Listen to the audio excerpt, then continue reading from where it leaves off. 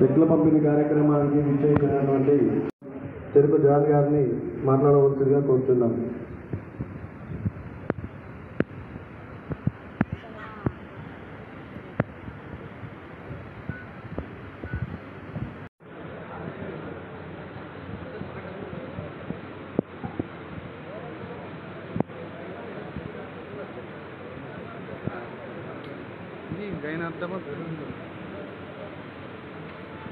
మీదికి రావాల్సిందిగా కోరుచున్నాం. మార్కెట్ కమిటీ మరియు పిఎస్సిఏ చైర్మన్స్ ముందుగా కల్లెర అండ్ జగిత్యాల సందీప్ గారు, మహిపాల్ రెడ్డి గారిని వేదిక మీదకి రావాల్సిందిగా కోరుతున్నాం.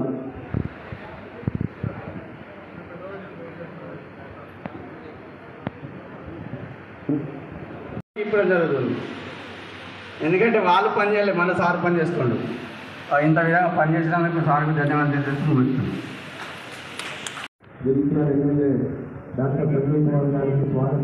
తీసుకోవడానికి ఇక్కడికి విచ్చేసిన ప్రతి ఒక్క కుటుంబ సభ్యులందరికీ హృదయపూర్వక నమస్కారాలు తెలియజేస్తున్నాను. మరి ఏ తల్లిదండ్రుల కోరికలైనా ఆడపిల్ల పెళ్లి చేయడమే మహా పెద్ద కోరిక.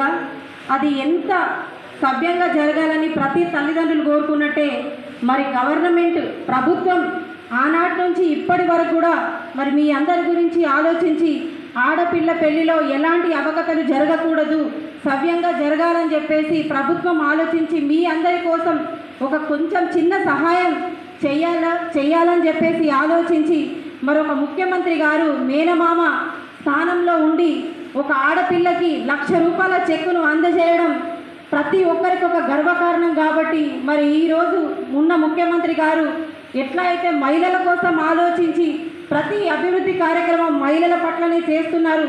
ఉచిత బస్సు, మీ అందరికీ ఉచిత బస్సు అనేది ఖచ్చితంగా అందరికీ తెలిసే ఉంటుంది. ఎందుకంటే రోజు ఒక మహిళ ఉద్యోగం చేసుకునే మహిళకు మాత్రమే తెలుస్తుంది ఉచిత బస్సు విలువ. కాబట్టి మరి మీరు ఒక్కసారి ఉద్యోగం చేసుకునే మహిళలను అడిగితే మీకు ఖచ్చితంగా ఉచిత బస్సు పెట్టడం వల్ల వాళ్ళకి ఎంత లాభం జరిగిందనేది తెలుస్తుంది. మరి అలాగే ముఖ్యమంత్రి గారు ఆలోచించి ఉచిత బస్సు పెట్టడం జరిగింది. మరి అట్లాగే ప్రతి ఇంటికి గతంలో ఎన్నడూ లేని విధంగా ఒకప్పుడు వైఎస్ఆర్ గారు ఉన్నప్పుడు రైతులకు మాత్రమే 200 యూనిట్ల కరెంట్ ఇచ్చేవారు. మరి ఇప్పుడు ప్రతి ఇంటికి 200 యూనిట్ల వరకు కరెంటు ఉచితంగా ఇస్తున్నారు. మరి దీంతో నెలకు 1,000 రూపాయలు మనకు ఎంతవరకు సేవ్ అవుతున్నాయి? నెలకు 1,000 రూపాయల వరకు సేవ్ అవుతున్నాయి. మరి రాష్ట్ర ప్రభుత్వం మన కోసం, రాష్ట్ర ప్రజల కోసం ఇంతగా ఆలోచించి చేస్తున్న పథకాలు ఇవన్నీ. సిలిండర్ని కూడా ప్రతి ఒక్కరికి సబ్సిడీ రావడం జరిగింది. చాలా సబ్సిడీలు ఇప్పటికే వచ్చి ఉన్నాయి. అందరికీ ప్రొసీడింగ్ కాపీలు కూడా ఇవ్వడం జరుగుతుంది. మనకి ఇంకా డెవలప్మెంట్ చేసుకోవడానికి TUFIDSS అని చెప్పేసి 25 కోట్ల రూపాయలు తీసుకురావడం జరిగింది. ఇది జగిత్యాల డెవలప్మెంట్ కోసం ఆలోచించే నాయకుడు కాబట్టి మరి ఆయన ఇప్పుడు ఇవన్నిటి కోసమే ఇక్కడికి వచ్చిర్రు. మరి ఎన్ని అవమానాలు భరించినా కూడా కేవలం నా ప్రజల కోసమే, ఎన్ని అవమానాలైనా ఎన్ని మాటలైనా ఎదుర్కోవడానికి నేను రెడీగా ఉన్నాను. కానీ నా ప్రజలు బాధపడకూడదు, నా ప్రజలు ఇబ్బంది పడకూడదు అని నేను ఆలోచించారు కాబట్టి ఆయన ఈరోజు ఇక్కడ కూర్చున్నాడు మనందరి ముంగడ. కానీ మీ అందరి ఆశీర్వాదం ఆయనకు చాలా ముఖ్యం, చాలా ఇంపార్టెంట్ అమ్మ. ఎందుకంటే అలాంటి నాయకుడు మన కోసం ఉన్నాడు, మనం కూడా ఆయన కోసం ఉండాలి.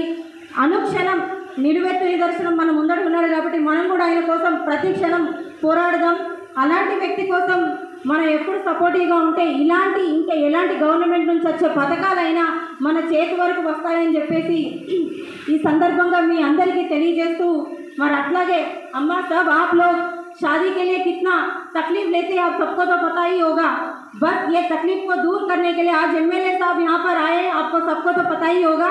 बस इसके बारे में आप जो जरा सोच लीजिए. आपका शादी मुबारक का जो चेक आप ले लीजिए और आप MLA साहब को आशीर्वाद भी दे दीजिए. ठीक है अम्मा? मैं అందరికీ మరొక్కసారి హృదయపూర్వక శుభాకాంక్షలు తెలియజేస్తున్నాను. ఈ అవకాశం ఇచ్చిన ప్రతి ఒక్కరికి హృదయపూర్వక ధన్యవాదాలు.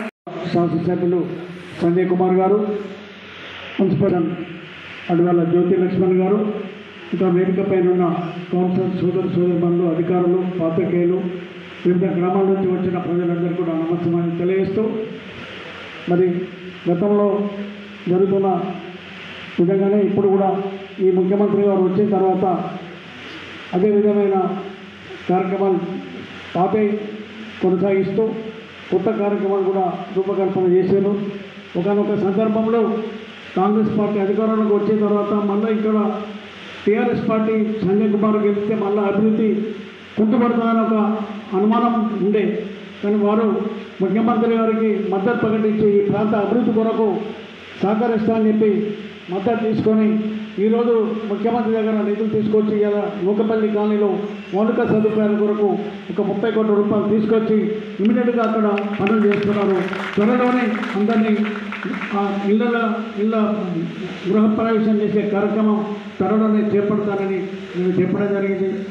ఏమైనా ఎన్నికల మట్టుకు రాజకీయాలు తర్వాత ఈ ప్రాంత అభివృద్ధి కొరకు అందరం కూడా కలిసికట్టుగా ఉండి ఈ ప్రాంత అభివృద్ధి కొరకు ముందుకెళ్లాలని చెప్పి కోరుతూ మరి కార్యక్రమాల అవకాశం కల్పించిన అందరికీ కూడా ధన్యవాదాలు తెలియజేస్తూ సెలవు తీసుకుంటాం. 97 మందికి 29 లక్షలు 90 అంటే 30 లక్షల చెక్కులు.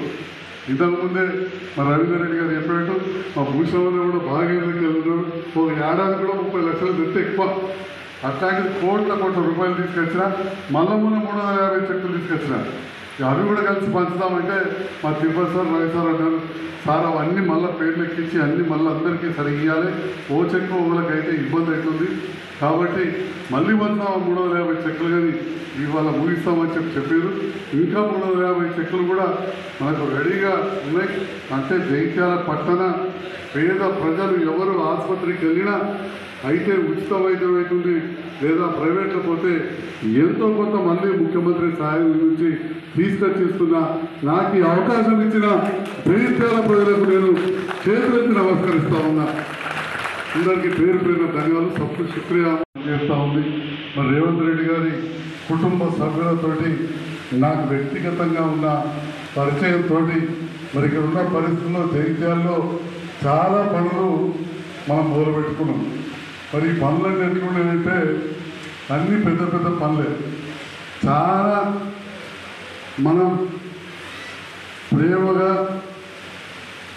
ఈ పట్టణం బాగుండాలంటే పూర్తి అయితేనే బాగుంటుంది.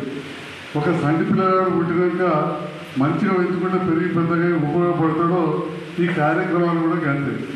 కానీ ఈ కార్యక్రమాలు ఎంత పెద్దగా ఉన్నాయంటే వాటిగా పూర్తయ్యేటట్టు కావు.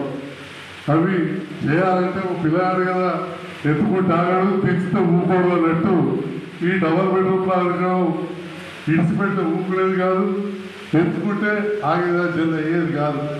అంటే ప్రభుత్వ సహకారం అవసరం.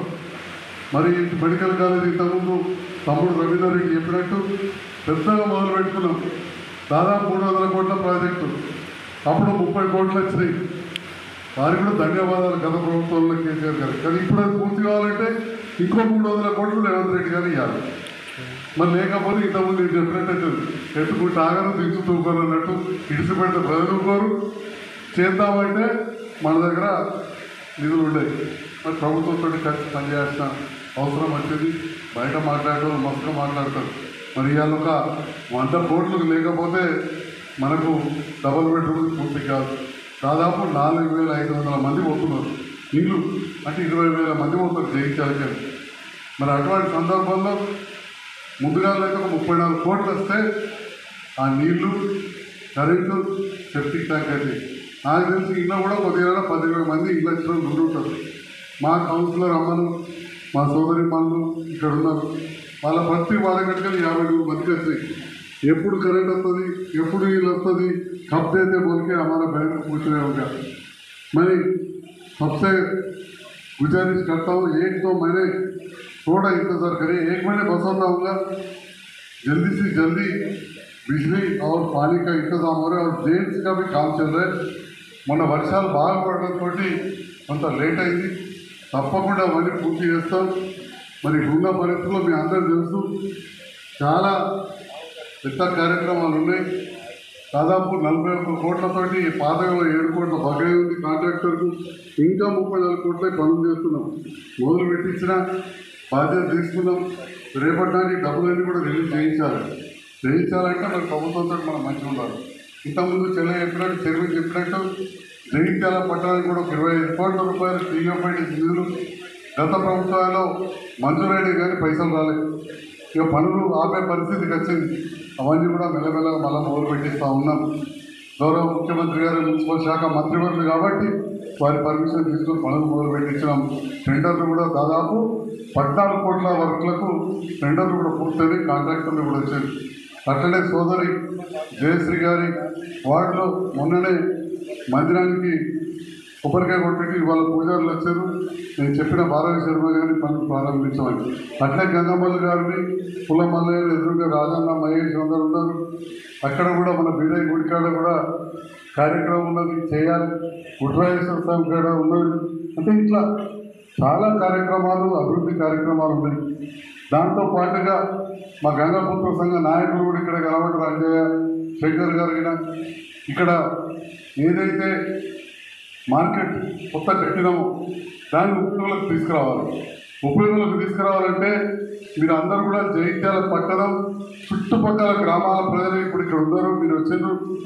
ఇక్కడ ఉన్న వేదిక పైన ఉన్న కౌన్సిలర్స్ కావచ్చు, నాయకులు కావచ్చు, అక్కడ ఎట్లయితే హోల్సేల్ కూరగాయల మార్కెట్ రైతు బజార్లో పెట్టినాక సక్సెస్ అయిందో, పెద్దలు గిరిరామకృష్ణ గారు కూడా ఇక్కడ ఉన్నారు. అందరు సలహాలు తీసుకొని మా కౌన్సిలర్స్, చుట్టుపక్కల గ్రామాల రైతు నాయకులు రవీందర్ రెడ్డి గారు వారు ఉన్నారు. అట్లనే మైనారిటీ నాయకులు ఉన్నారు. ఎందుకు మైనారిటీ అంటున్నా అంటే ఈ ఫ్రూట్స్ బిజినెస్లో మా మైనారిటీ నాయకులు ఎక్కువ ఉన్నారు. ఈ హోల్సేల్ పళ్ళ మార్కెట్ మనం ఇక్కడ తీసుకొస్తాయి. అట్లనే హోల్సేల్ చేపల మార్కెట్ మనం వీటికి తీసుకొస్తాయి. ఆ తర్వాత మన రైతన్నలు వస్తే ఇక్కడే మన పక్కన ఉన్న బీట్ బజార్ మార్కెట్ పొగ చూసుకుంటూ పోయి బ్రహ్మాండంగా కట్టించి పెట్టినాం. బ్రహ్మాండంగా ఊహించిన విధంగా కట్టించి పెట్టాం 4 కోట్లతోటి. అది ఉపయోగపడితే ఈ చుట్టుపక్కల దాదాపు 30,000 జనాభా ఉంది, తక్కువేం లేదు. వేరే మార్కెట్లు అన్నీ ఎక్కడో ఉన్నాయి. ఇక లేకపోతే రోడ్డు మీద మూడు పక్కల కొనుకొచ్చు అవుతుంది నటరాజ్ చౌరస్తా అక్కడ. వాళ్ళకు కూడా ఇక్కడ ఇవ్వచ్చు. మనం తప్పకుండా దాన్ని ఉపయోగించుకోవాలి.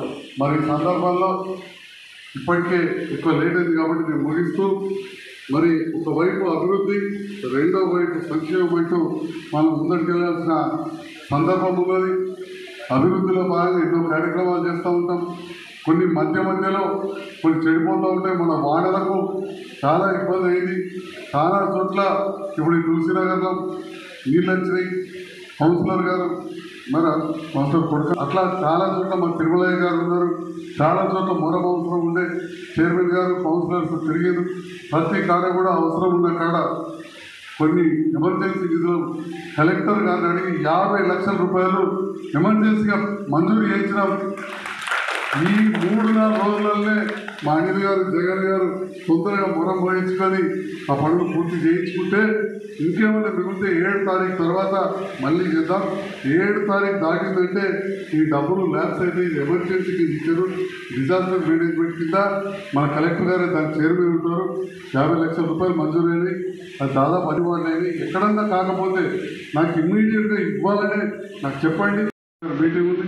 ఇంకో 5-10 లక్షలు అవసరం ఉన్నా కానీ తప్పకుండా కూడా నేను రిక్వెస్ట్ చేసి మంజూరు చేయించుకొస్తా అని చెప్పి కూడా ఈ సందర్భంగా తెలియజేస్తూ, మరి ముగించే ముందు నేను ఎట్లయితే మా గౌరవ రెవెన్యూ సిబ్బందికి హృదయపూర్వక ధన్యవాదాలు తెలియజేస్తాను. ఎందుకంటే ఈ కళ్యాణ లక్ష్మి చెక్కులు ఇవన్నీ చేసే కార్యక్రమం మా తహసీల్దార్ గారు సిబ్బంది అక్కడ కూర్చొని అందరూ కూడా చేసి మీ అందరు కూడా సంతకాలు పెట్టించుకుని చేశారు.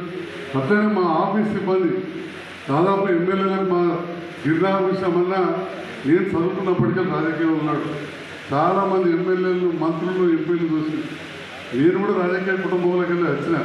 ఒక్క పిఏ ఉంటే ఎక్కువ, అది సర్కార్ పిఏనే. అటువంటిది నాకు సహాయకులుగా మా తిరుపతి సారు రిటైర్డ్ ఎంప్లాయీ అయి జ్వరం వచ్చినా కానీ నేను మీతో పనిచేస్తా అని చెప్తాను. మా తమ్ముడు సుధాకర్ గారు, మా సీను అజిత్, శ్యాము, ఇంకెవరైనా మర్చిపోయిన కావచ్చు, వీళ్ళందరూ కూర్చొని మీరు దవాఖాన ఫైళ్ళు తీసుకొస్తే వాటన్నీ సరిగ్గా చెక్ చేసి కంప్యూటర్లు ఎక్కించి నాతో సంతకాలు పెట్టించి హైదరాబాద్ తీసుకుపోయేటట్టు చేసి ఇవాళ చెప్పాలంటే ఒక అదృష్టం నాకు కల్పించారు. నాకు ఎల్లవెల్ల నా ఇంట్లో ఉంటున్నారు. వారికి కూడా ప్రత్యేకంగా మీ అందరి పక్షాన, నా పక్షాన ధన్యవాదాలు తెలియజేస్తున్నా. మా పిఏ రవి ఉన్నాడు ప్రభుత్వమే. మరి దానివల్ల ఇవాళ ఒక్క